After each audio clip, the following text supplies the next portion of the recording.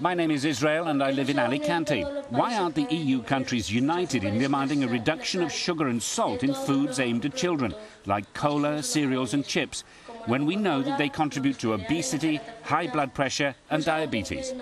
Thanks very much. My grandfather, who was a pastry chef, used to say when a patissier doesn't have any ideas, he adds sugar. That says a lot about sugar, and also with salt you drink. When you eat salty food, you need to drink.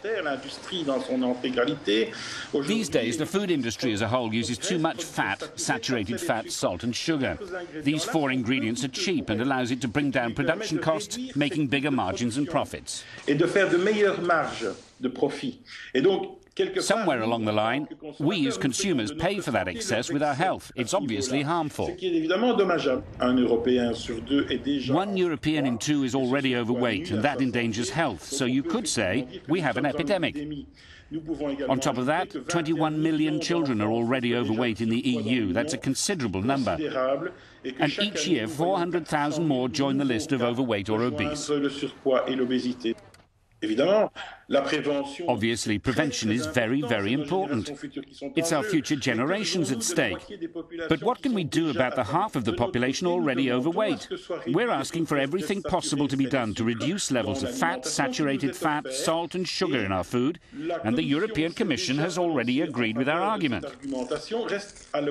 It remains to be seen if it'll actually be carried out by the industry in Europe.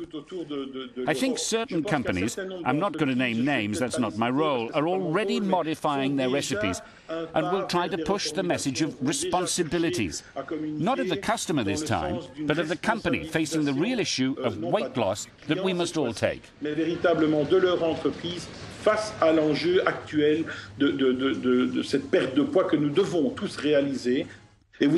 And you know, less sugar, fat, saturated fat and salt doesn't harm healthy people either. You too can pose a question if you like. Check out our website euronews.net/utalk.